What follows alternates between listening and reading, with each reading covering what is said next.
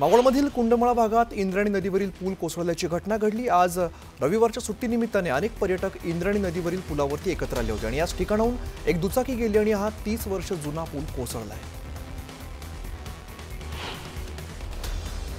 इंद्रायणी नदीवर पूल दुर्घटनेमध्ये 4 जणांचा मृत्यू झाल्याची माहिती मिळते, तर 41 जणांना वाचवण्यात एनडीआरएफच्या जवानांना यश आलं आहे। इंद्रायणी नदीवरील कुंडमळा पूल दुर्घटनेतील मृतांच्या कुटुंबियांना राज्य सरकारकडून 5 लाखांची मदत जाहीर करण्यात आली आहे, तर जखमी रुग्णांच्या उपचाराचा खर्च राज्य सरकार करणार आहे अशी माहिती पुण्याचे जिल्हाधिकारी जितेंद्र डोडी यांनी दिली।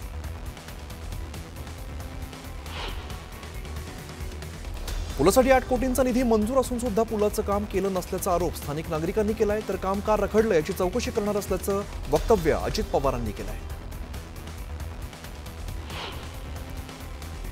पूल दुर्घटनास्थळी जाऊन खासदार सुप्रिया सुळे यांनी पाहणी केली। यावेळेला त्यांनी बचावलेल्या नागरिकांशी संवाद साधला। दरम्यान बचावलेल्यांचे काही नातेवाईक अडकले होते आणि यावेळेला आपली व्यथा सांगताना महिलांना अश्रू अनावर झाले। इंद्रायणी नदीवरील पूल दुर्घटनेत बचावलेल्या 41 लोकांपैकी 11 जणांवरती प्राथमिक उपचार करून त्यांना सोडून देण्यात आले, तर 30 जखमींवरती तळेगाव जनरल हॉस्पिटलमध्ये उपचार सुरू आहेत। तब्बल 4 ते 4.5 तासांच्या बचाव कार्यानंतर आता शोध मोहीम थांबवण्यात आली आहे। रात्र झाल्यामुळे अंधारामुळे बचाव कार्यात अडथळे येत आहेत आणि यामुळे इंद्रायणी नदी पुलावरील बचाव कार्य थांबवण्यात आले आहे। मावळमधील पूल दुर्घटनेनंतर सरकार अलर्ट मोडवरती आले। राज्यातील सर्व जुन्या पुलांचं ऑडिट करण्याचे आदेश उपमुख्यमंत्री एकनाथ शिंदे यांनी मुख्य सचिव सुजाता सौनिक यांना दिलेत। अशा घटनांची पुनरावृत्ती टाळण्यासाठी सरकारकडून खबरदारी घेण्यात येते।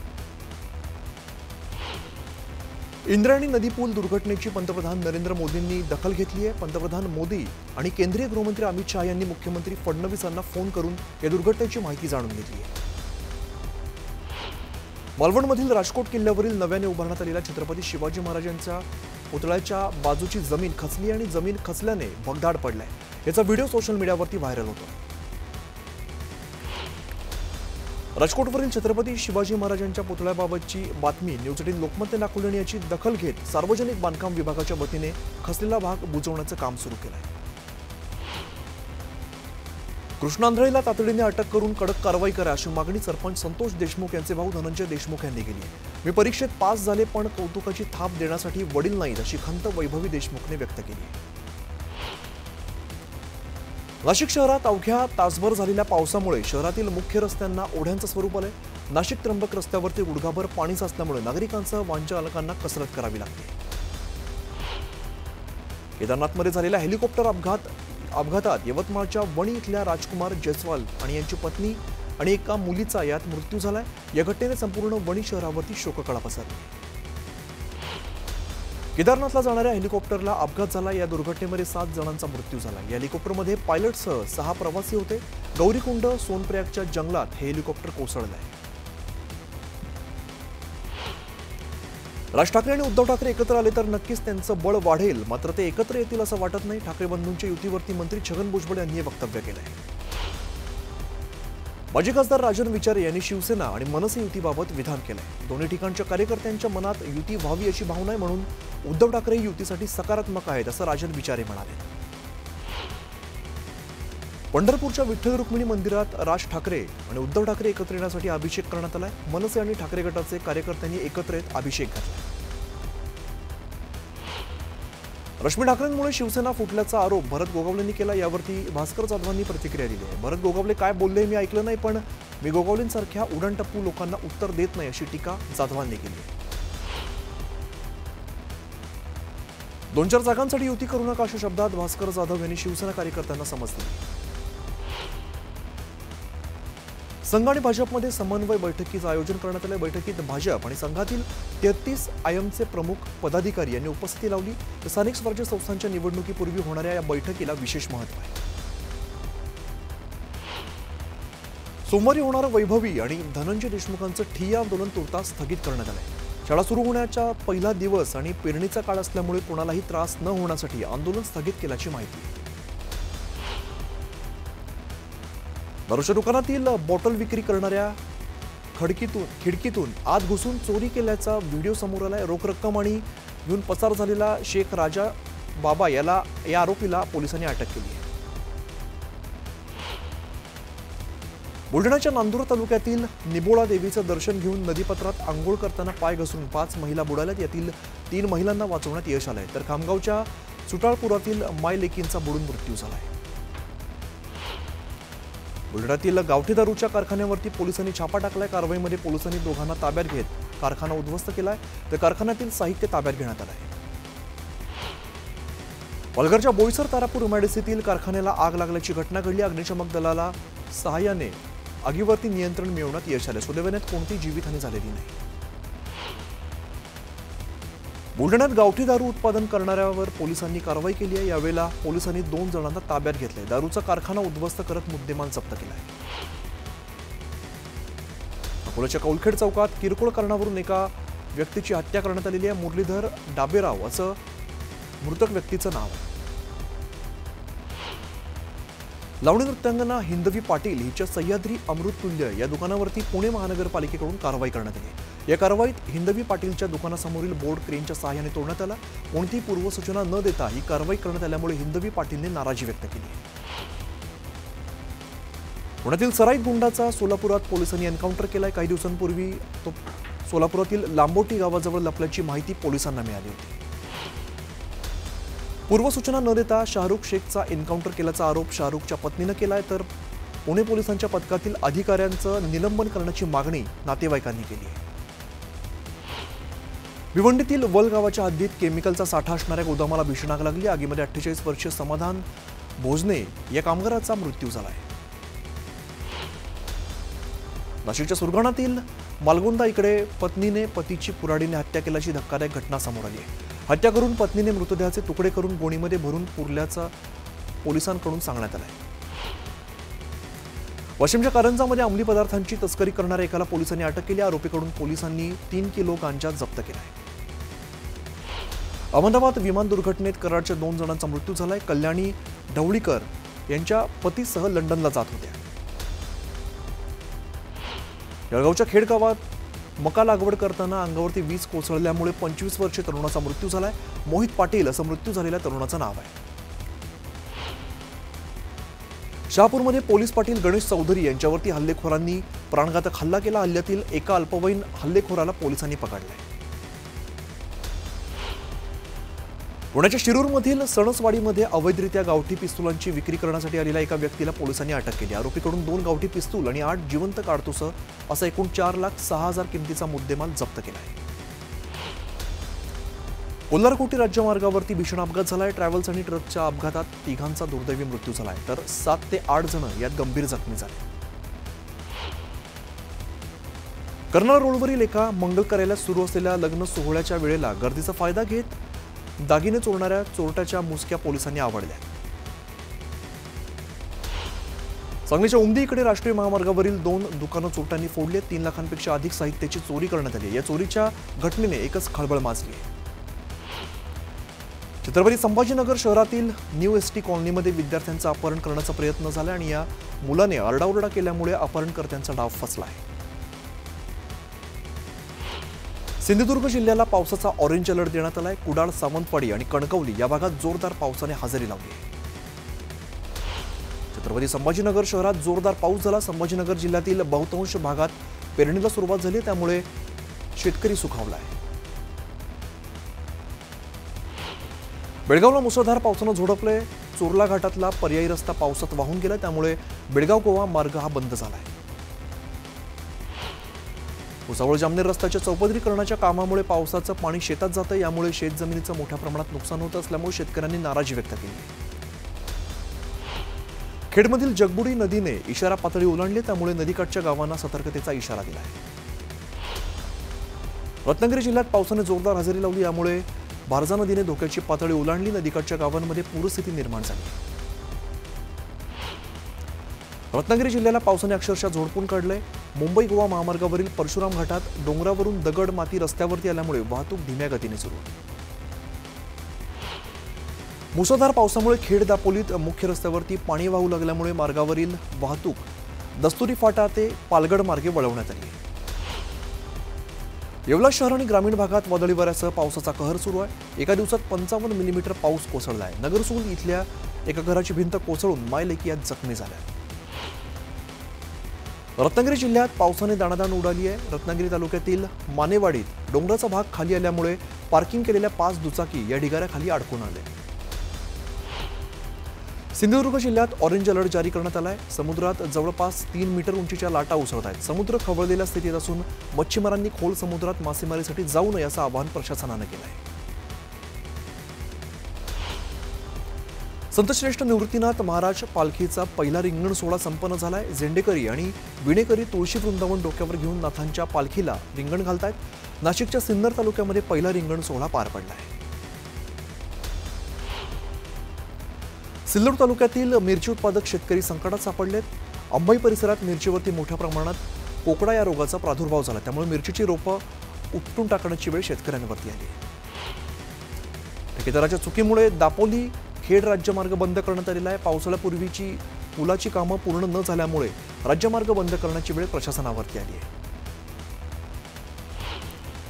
दिव्यांगांना दिलेल्या निधीचा वापर झाला नाहीये, दिव्यांगांचा निधी उपलब्ध करून दिला नाहीये, त्यामुळे आमदार खासदारांच्या घराबाहेर आंदोलन करण्याचा इशारा नांदेडमधील दिव्यांग बांधवांनी दिला आहे। पंढरपूरमध्ये विठ्ठल रुक्मिणी मंदिरात जमा होणाऱ्या निर्माल्यापासून अगरबत्तीची निर्मिती करण्यात आली आहे। भाविकांसाठी 4 प्रकारच्या अगरबत्ती उपलब्ध झाल्या। धाराशिवमधील तुळजाभवानी मंदिर समितीच्या आणखीन एका वादग्रस्त निर्णयामुळे नव्या वादाला तोंड फुटण्याची शक्यता आहे। मंदिर संस्थानने तुळजाभवानी मातेला भारत मातेचा दर्जा दिलाय। मंदिरात छत्रपती शिवाजी महाराज आणि आई तुळजाभवानीचं शिल्प बसवण्याचा निर्णय घेण्यात आलाय। पंढरपूरमध्ये विठ्ठल रुक्मिणी मंदिर परिसरात वाहन प्रतिबंधक क्षेत्र म्हणून घोषित करण्यात आलंय। चौफळा मंदिर ते महाद्वार चौक परिसरात वाहनांना बंदी घालण्यात आली आहे। पंढरपूरच्या करमाळा तालुक्यातील खांबेवाडी या ठिकाणी कोळेकर रस्त्याची दुरावस्था झाली आहे। रस्त्याचं काम मंजूर होऊन सुद्धा काम न झाल्यामुळे नागरिकांचे हाल होत आहेत। वर्ध्याच्या देवळी ते दिघी मार्गावरती खड्ड्यांचं साम्राज्य निर्माण झालंय। रस्ता दुरुस्तीच्या मागणीसाठी युवा संघर्षाच्या कार्यकर्त्यांनी मोर्चा काढलाय। जळगावच्या चोपडा यामध्ये गेल्या 2 दिवसांपासून जोरदार पावसाने हजेरी लावली, त्यामुळे बाजारात लोणच्यांच्या कैरी घेण्यासाठी नागरिकांनी मोठी गर्दी केली। वाशिमकडून विठुरायाच्या दर्शनासाठी निघालेली दिव्यांग दिंडी परभणीत दाखल झाली आहे। दिंडीचा आज परभणीमध्ये मुक्काम असणार आहे। दिंडीमध्ये मोठ्या संख्येने भाविकांनी हजेरी लावली आहे। जळगाव जिल्ह्यातील मुक्ताईनगरमधून निघालेल्या संत मुक्ताबाईंच्या पालखीचं जालना जिल्ह्यामध्ये आगमन झालंय। वाघरूल घाटातून पालखीने मराठवाड्यात प्रवेश केलाय, तर मुक्ताईचा पालखी सोहळा हा 600 किलोमीटर अंतर कापून पंढरपूरकडे दाखल होत असतो। विविध मागण्यांसाठी नागरिकांनी फुरसुंगी नगर परिषदेच्या कार्यालयावरती मोर्चा काढलाय। तातडीने नागरिकांच्या समस्या सोडवण्याची मागणी करण्यात आली। नांदेडमध्ये भाजपाचे खासदार अशोक चव्हाण यांच्या घरासमोर भीक मागू आंदोलन करण्याचा इशारा दिव्यांग संघटनेने दिला, त्यामुळे अशोक चव्हाणांच्या घरासमोर पोलीस बंदोबस्त वाढवण्यात आला आहे। भाजप नेत्या पंकजा मुंडे यांनी माता अंबादेवी आणि एकविरा देवीचं दर्शन घेतलंय। पंकजा मुंडेंनी अंबादेवीची ओटी भरत मनोभावे पूजा केली आहे। दहशत पसरवणाऱ्या 2 गुन्हेगारांची पोलिसांनी दिंड काढली आहे, तर भाईगिरी करणाऱ्यांची माहिती देण्याचं आवाहन पोलिसांनी नागरिकांना केलं आहे। शनिवार रविवार सुट्टी असल्यामुळे रायगडच्या माथेरानकडे येणाऱ्या पर्यटकांची गर्दी वाढली आहे। माथेरान घाटात वाहनांच्या रांगा लागल्यात। सलग दुसऱ्या आठवड्यात माथेरान पर्यटकांनी गजबजलाय। शनी शिंगणापूरमधील शनी देवस्थानचं विश्वस्त मंडळ बरखास्त करण्याची मागणी आमदार संग्राम जगताप यांनी केली आहे। विश्वस्त मंडळाचा कारभार व्यवस्थित नसल्याचा आरोप करण्यात आला आहे। पुणे शनिवारवाडा परिसर हेरिटेजग्रस्त समितीच्या वतीने शनिवारवाड्यासमोर आंदोलन करण्यात आलं। शनिवारवाड्याचा 100 फुटापर्यंत बांधकामाला परवानगी मिळावी यासाठी घंटानाद करत जोरदार घोषणाबाजी केली। अमरावतीच्या चमक बुद्रुकमध्ये कूलरमध्ये पाणी टाकताना 3 जणांना विद्युत शॉक लागलेला आहे। शॉक लागल्यामुळे आईसह 2 मुलांचा दुर्दैवी मृत्यू झाला आहे। शहापूर बस आगारात 5 नव्या एसटी बसचा समावेश करण्यात आलेला आहे। महायुतीच्या पदाधिकाऱ्यांच्या उपस्थितीत या बसेसचं लोकार्पण करण्यात आलं आहे। अहिल्यानगरमध्ये कृषी विभागाने शेतकऱ्यांना पेरणीची घाई न करण्याचं आवाहन केलंय, मात्र तरी सुद्धा काही शेतकऱ्यांनी 1,05,000 हेक्टरवर खरीपाची पेरणी केली आहे। धुळ्यातील विश्रामगृहात सापडलेल्या रोकड प्रकरणी विधिमंडळ अंदाज समितीच्या सर्व 12 आमदारांना सहआरोपी करा अशी मागणी माजी आमदार अनिल गोटे यांनी केली आहे। विश्रामगृहातील खोली क्रमांक 102 मध्ये 1,84,84,00,000 रुपयांची रोकड सापडलेली होती। सिंधुदुर्गच्या कुडाळ एसटी बस आगारात 5 नव्या बसेस दाखल झाल्यात। आमदार निलेश राणे यांच्या उपस्थितीत बसेसचं लोकार्पण करण्यात आलं आहे। गोंदिया जिल्ह्याला लागून असलेल्या मध्य प्रदेशातील बालाघाट आणि पोलीस आणि नक्षलवाद्यांमध्ये चकमक झाली। यामध्ये 4 नक्षलवाद्यांचा खात्मा करण्यात पोलिसांना यश आलं आहे। पुण्याच्या हडपसरमध्ये श्वानाने अल्पवयीन मुलावरती हल्ला केलाय। हल्ल्यामध्ये मुलगा किरकोळ जखमी झालाय। वाढत्या श्वानांचा बंदोबस्त करावा अशी मागणी नागरिक करतायत।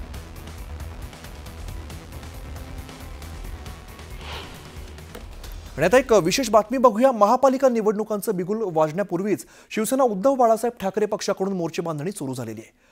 पक्षप्रमुख उद्धव ठाकरे यांच्या उपस्थितीमध्ये शिवसेना भवनमध्ये शाखा प्रमुखांची बैठक संपन्न झाली आणि यावेळेला ठाकरे यांनी सरकारवरती निशाणा साधल्याचं पाहायला मिळालंय।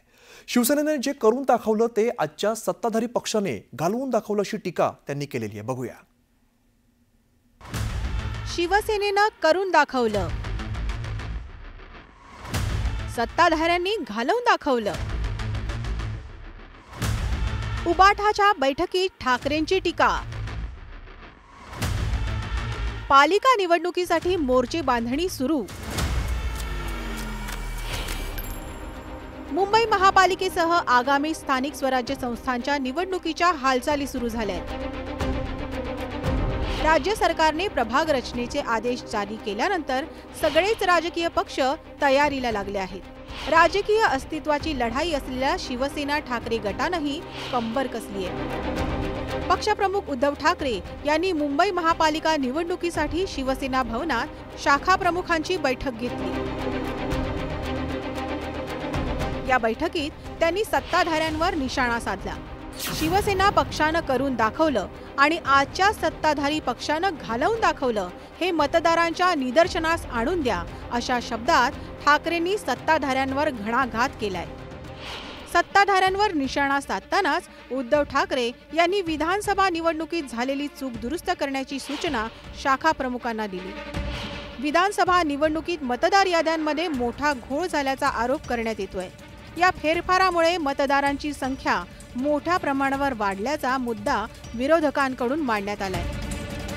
आता ठाकरेंनी या सगळ्या मतदार याद्या तपासण्याचे आदेश शिवसैनिकांना दिले।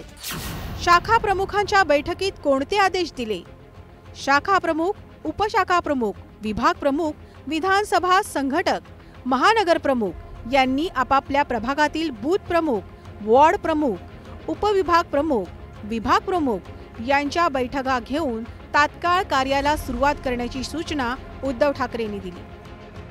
मतदार याद्यातील किमान 300 घरातील मतदारांशी प्रत्येक शाखांनी आतापासून संपर्क ठेवावा व त्यांची पहिली जबाबदारी उपशाखा प्रमुखांना द्यावी असे आदेश ठाकरेंनी दिले। मतदार यादीची प्रत्येक गल्ली मोहल्ल्यात जाऊन तपासणी करण्याची सूचना उद्धव ठाकरेंनी दिली। शाखा प्रमुखांसोबत सर्व पदाधिकाऱ्यांनी एक टीम म्हणून सामूहिकपणे काम करावं अशी सूचना देखील त्यांनी केली। गटप्रमुखांनी नियमितपणे आपल्या गल्ली मोहल्ल्यात पोहोचावं आणि पक्षाचं काम सांगावं, त्यांच्या अडचणी समजून घ्याव्या। 2017 साली झालेल्या मुंबई महापालिकेच्या निवडणुकीत शिवसेनेनं करून दाखवलं ही मोहीम राबवली होती। मुंबईकरांसाठी आपण काय काय केलं हे सांगणार हे कॅम्पेन त्यावेळी चांगलंच गाजलं होतं। 227 पैकी 84 जागा जिंकत शिवसेनेनं मुंबईत आपणच मोठा भाऊ असल्याचं दाखवून दिलं होतं।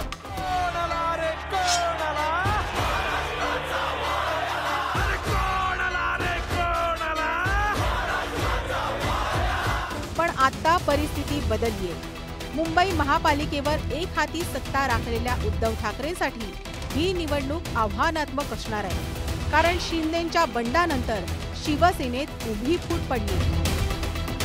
शिवसेनेत एकनाथ शिंदे यांनी बंड केल्यानंतर अनेक नेत्यांनी उद्धव ठाकरे यांना जय महाराष्ट्र केला। मात्र स्थानिक पातळीवरील बहुतांशी शाखा प्रमुख हे ठाकरेंसोबतच राहिले।